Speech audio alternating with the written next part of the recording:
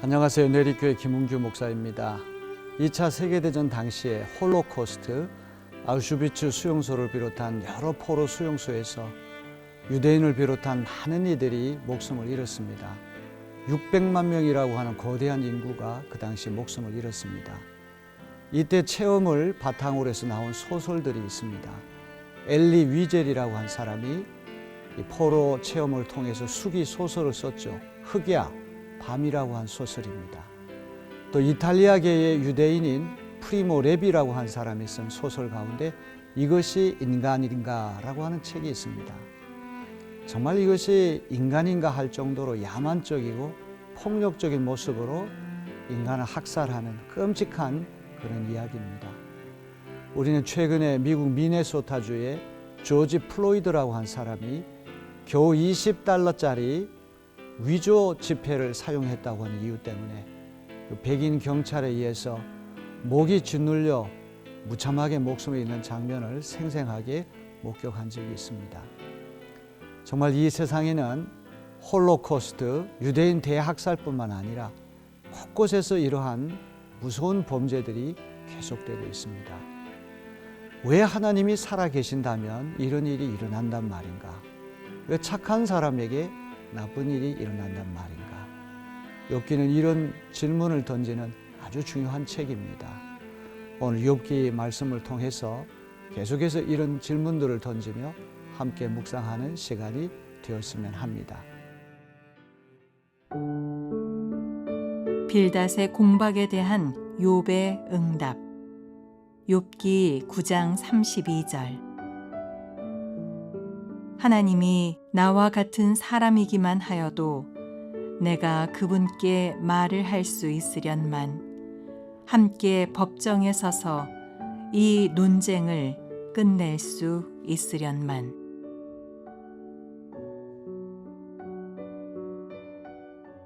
오늘 함께 묵상할 욥기 9장 10장은 빌닷이 욥에게 던진 질문에 대해서 욥이 응답하는 말씀입니다.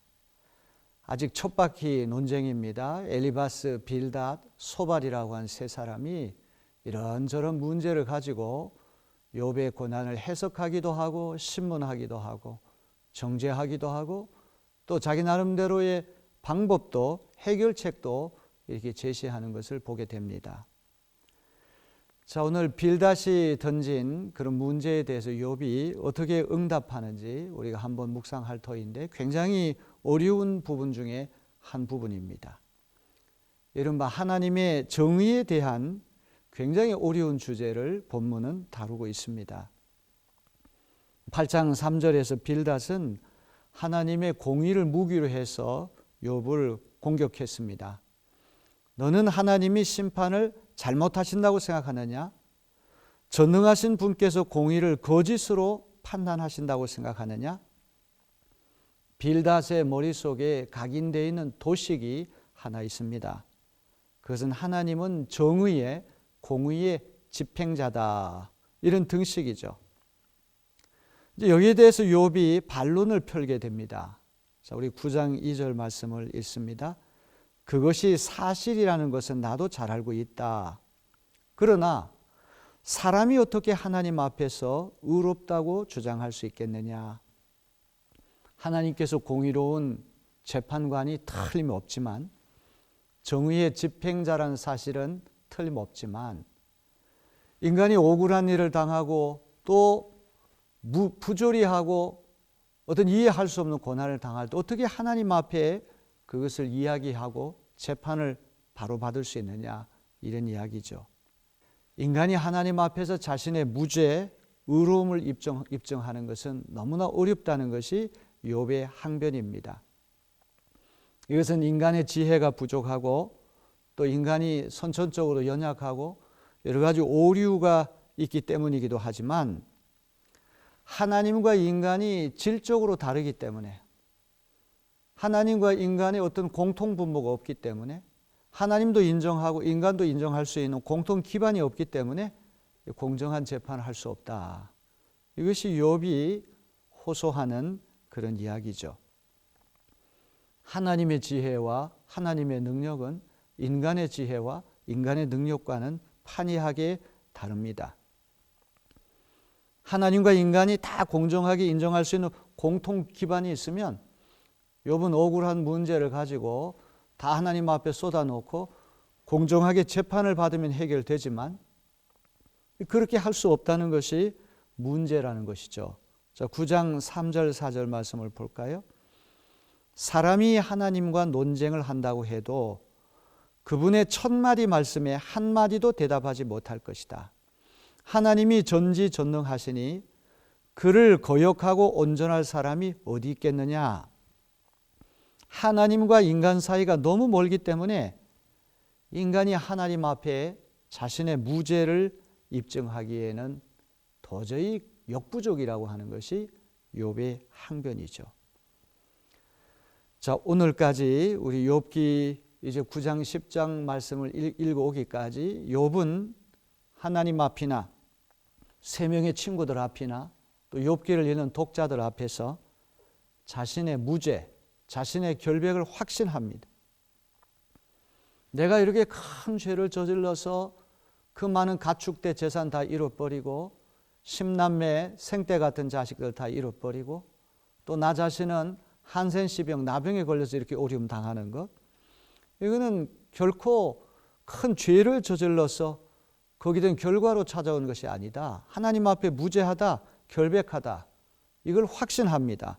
문제는 하나님을 재판정으로 불러와서 자신의 무죄를 입증할 방법이 없다. 이것 때문에 좌절하고 있는 것이죠. 사람이 억울한 일을 당하면 법정에 가서 법정 다툼을 하면 문제 해결될 수가 있습니다. 욥은 자신이 죄가 없음에도 무고한 고난을 당한다고 확신합니다. 하나님이 우리와 똑같은 사람이라고 한다면 함께 법정에 가서 욥이 피고인이 되든 아니면 하나님이 피고인이 되든 피고 원고 이렇게 가리고 또 그 재판장 앞에서 검사, 변호사, 법률가들을 총동원해서 법정 공방을 벌이게 되면 누가 옳고 누가 그른지 억울한 문제가 다 해결될 수가 있습니다. 이 세상 법정, 인간 법정에는 쌍방이 받아들일 수 있는 법적인 절차가 있습니다. 합의된 기준과 공정한 절차가 있는데 하나님과 인간 사이에는 창조주와 피조물이라고 하는 어떤 한계 때문에 법정 다툼이 불가능하다. 아무리 억울한 일이 있어도 하나님 앞에 가서 내 억울한 것을 어떻게 무죄라고 하는 그러한 판단을 얻어낼 수 있겠느냐. 하나님이 나와 같은 사람이기만 하여도, 나와 똑같은 인간이기만 하여도 내가 그분께 말을 할 수 있으련만, 함께 법정에 서서 이 논쟁을 끝낼 수 있으련만 우리 둘 사이를 중재할 사람이 없고 하나님과 나 사이를 판결해 줄 리가 없구나. 무죄를 확신하고 결백을 확신하고 도무지 자기는 억울한 지금 고난을 당하고 있다는 사실을 욥은 너무나 잘 압니다. 그런데 문제는 하나님 앞에 나아가서 이것을 하소연하고 공정한 재판 절차를 통해서 풀어낼 길이 없다고 하는 것. 여기에 욥의 절망이 있는 것이죠. 저는 욥기 9장 10장에 있는 이 욥의 항변을 들으면서 칼 바르트가 했던 유명한 말이 생각이 났습니다. 하나님과 인간 사이는 어떤 양적인 차이만 있는 것이 아니라 질적인 차이가 있다. 하나님은 하나님이고 인간은 인간이다. 아주 유명한 이야기죠. 인간 쪽에서 하나님께 나아갈 수 있는 길이 없다고 하는 그러한 이야기이기도 합니다. 자, 욥은 이렇게 하나님과 자기 사이를 이어줄 어떤 중재자, 공정한 중보자, 이것이 없다는 사실을 탄식하는데 한편으로 참 감사한 것은 우리에게는 예수 그리스도라고 하는 중보자가 있습니다. 예수님 항상 우리를 위해서 변호해 주시고 우리를 두둔해 주시고 우리의 억울한 것을 하나님 앞에 대신 말씀해 주시는 분이 우리 예수님이십니다. 설령 욥과 같은 부조리한 고난, 정말 이해할 수 없는 그런 고통을 겪는다고 할지라도 우리에게는 하나님과 우리 사이에 중보자 대신 예수 그리스도가 있다는 사실은 얼마나 감사하고 얼마나 참 안심이 되는 그런 일인지 알 수 없습니다. 오늘 우리 억울한 일이 있으면 예수님께 나아가 다 토로하고 또 예수님이 우리를 대신해서 우리를 변호해 주시는 아름다운 한 날이 되었으면 좋겠습니다.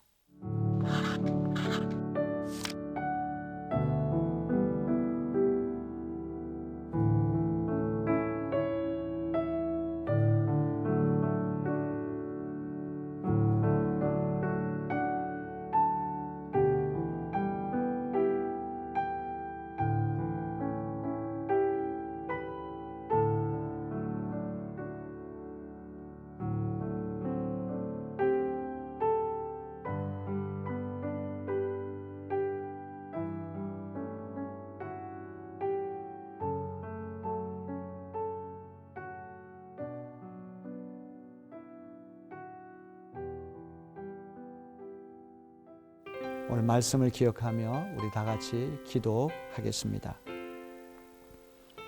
자비하시고 은혜가 풍성하신 아버지 하나님, 빌닷이 던진 말에 대해서 욥이 항변하는 이야기를 오늘 저희가 함께 묵상했습니다. 하나님도 알고 욥 자신도 알고 또 욥기를 읽는 독자들도 다 압니다. 욥이 결단코 많은 죄를 저질렀기 때문에 이와 같이 엄청난 고난을 당하는 것은 아닙니다. 자기의 잘못과 상관없이 예매한 고난을 당하고 있습니다. 너무 억울합니다. 너무 답답합니다. 정말 이것을 신원해 주기를 간절히 바라는 마음이 굴뚝 같지만 하나님 앞에 나아가 이 억울함을 하소연하고 공정한 재판 절차를 거쳐서 자기의 무죄와 결백을 입증할 방법이 없다는 사실 때문에 욥이 안타까워합니다. 좌절합니다. 다행히 우리에게는 그리스도 예수라고 하는 100% 하나님이시면서 100% 인간이신 하나님의 마음도 헤아리시고 또 우리의 처지도 헤아리시는 중보자 예수 그리스도가 있음을 감사합니다. 억울한 일을 당할 때, 이해할 수 없는 고난을 당할 때 그리스도 예수께 토로하여 우리의 아픔과 슬픔이 주 하나님께 상달될 수 있도록 우리를 지켜 주시옵소서. 이 모든 말씀 예수님의 이름으로 간절히 기도하옵나이다. 아멘.